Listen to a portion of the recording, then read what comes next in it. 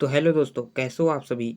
आशा करता हूँ दोस्तों आप सभी अच्छे होंगे। तो दोस्तों आज के इस वीडियो में मैं बताने वाला हूँ पीएचडी एडमिशन के लिए जो टेस्ट होना है वो पटना यूनिवर्सिटी ने पीएचडी के लगभग 500 सीटों के लिए अलग अलग विषयों पर पीएचडी के लिए नोटिफिकेशन निकाला है। और इसका जो ऑनलाइन एक जो फॉर्म डालना था, एक ऑनलाइन एप्लीकेशन फॉर्म, वो 28 जनवरी लास्ट था। लेकिन अब उसको बढ़ा करके 7 फरवरी कर दिया गया है। तो कौन-कौन विषय में कितने सीटें हैं उसको हम बताएँगे, और किन-किन विषयों में आप पीएचडी के लिए अप्लाई कर सकते हैं पटना विश्वविद्यालय में उसको भी बताएँगे। शॉर्ट में इसको कहा जाता है पीएटी कहा जाता है, यानी कि पीएचडी एडमिशन टेस्ट। तो इसके बारे में पूरी डिटेल बताने वाले हैं आपको। वीडियो को छोड़कर कहीं मत जाइएगा, नहीं तो आप इम्पोर्टेंट जानकारी मिस कर सकते हैं। अगर आप मास्टर कर चुके हैं तो आपको पीएचडी करना ज़रूरी है। या तो आप नेट सेट जेआरएफ क्वालिफाई हैं तो आपको ये एंट्रेंस टेस्ट या फिर पीएटी का एग्ज़ाम नहीं दिलाना पड़ेगा। और अगर आप नेट सेट जेआरएफ नहीं हैं तो ये पीएचडी आपके लिए ज़रूरी है। तो इस वीडियो को पूरा अंत तक देखिएगा। चलिए शुरू करते हैं। तो यहाँ पर आप देख सकते हैं मेरे पास एक न्यूज़ आर्टिकल है, इसमें बताया गया है पटना विश्वविद्यालय पीएचडी एडमिशन टेस्ट यानी पीएटी की प्रक्रिया शुरू है। इसके लिए आवेदन करने की अंतिम तिथि 28 जनवरी थी, अब इसे बढ़ाकर 7 फरवरी कर दिया गया है। वहीं प्रवेश परीक्षा की तिथि 25 फरवरी तय किया गया है।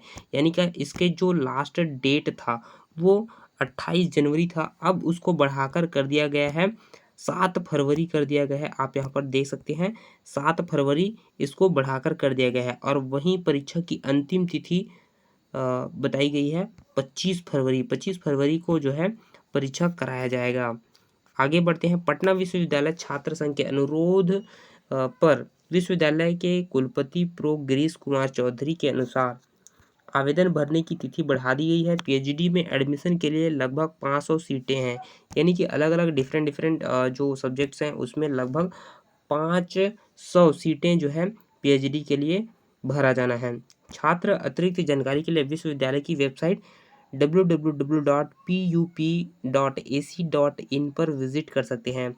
अगर आपको इसके बारे में और भी जानकारी प्राप्त करना है तो आप ये वाले वेबसाइट में विजिट कर सकते हैं। 28 विषयों में कर सकेंगे पीएचडी के लिए आवेदन। तो वो 28 विषय कौन कौन से हैं जिसमें हम पीएचडी के लिए अप्लाई कर सकते हैं उसको हम देखेंगे यहाँ नीचे। हिंदी, अंग्रेजी, संस्कृत, मैथिली, उर्दू, अरबी, पर्शियन, फिलॉसफी, म्यूज़िक, इतिहास, और भी आगे देखते हैं।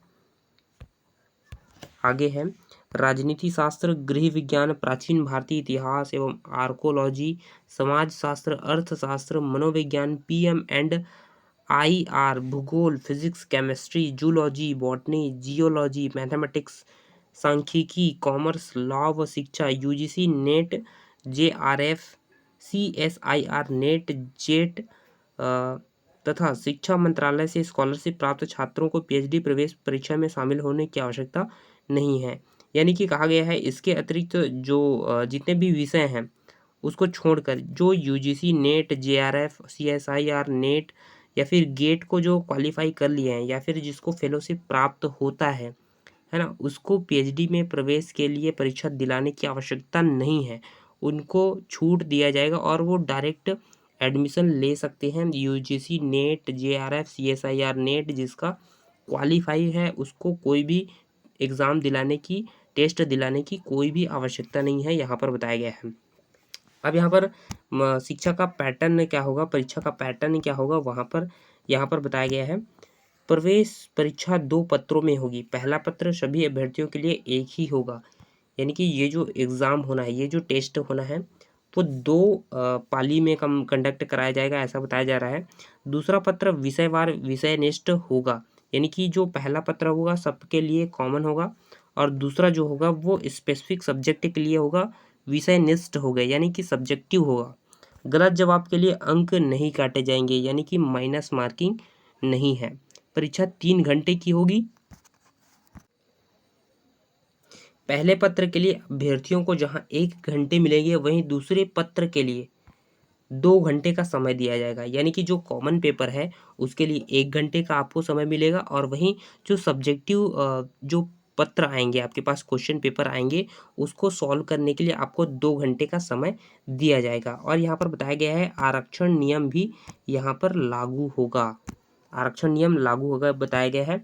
आगे पढ़ते हैं। और स्नातकोत्तर में संबंधित विषय में सामान्य श्रेणी के अभ्यर्थियों के लिए लगभग 55% तथा ST SC EBC OBC तथा दिव्यांग अभ्यर्थियों को 5% अंक छूट प्रदान किया जाएगा। प्रवेश परीक्षा में क्वालिफाई के लिए सामान्य वर्ग के छात्रों को लगभग 50% तथा आरक्षित श्रेणी के अभ्यर्थियों को 45% अंक प्राप्त करने होंगे। मेधा सूची में 20 अंक के साक्षात्कार को भी शामिल किया जाएगा।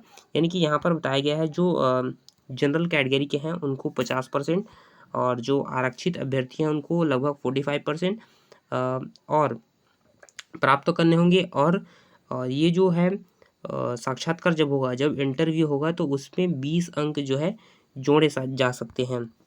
यहाँ पर ये पूरी डिटेल बताया गया है किस किस सब्जेक्ट में हम PhD के लिए एडमिशन ले सकते हैं। पटना विश्वविद्यालय में लगभग 500 सीटें यहाँ पर बताया गया है। अलग अलग 28 विषय है जिसमें आप अप्लाई कर सकते हैं और इसकी अंतिम तिथि जो थी वो 28 जनवरी थी। अब उसको बढ़ाकर 7 फरवरी कर दिया गया है, तो आप 7 फरवरी के पहले अप्लाई कर सकते हैं PhD में अगर आप एडमिशन लेना चाहते हैं। PAT PhD admission test Patna विश्वविद्यालय के द्वारा। आपको फिर से बता देता हूँ, इसका जो ऑफिशियल वेबसाइट है वो कुछ इस प्रकार से है, आपको दिखा देता हूँ, यहाँ पर दिया हुआ है। वैसे मैं नीचे डिस्क्रिप्शन में लिंक प्रोवाइड कर दूंगा, आप वहाँ से जाकर भी ऑनलाइन फॉर्म भर सकते हैं। तो आज के लिए बस इतना ही। आशा करता हूँ अगर ये वीडियो आपको यूज़फुल लगा हो तो प्लीज़ चैनल को सब्सक्राइब कर लीजिए और अपने दोस्तों के साथ इस वीडियो को ज़रूर शेयर करिएगा। धन्यवाद। जय हिंद, जय भारत।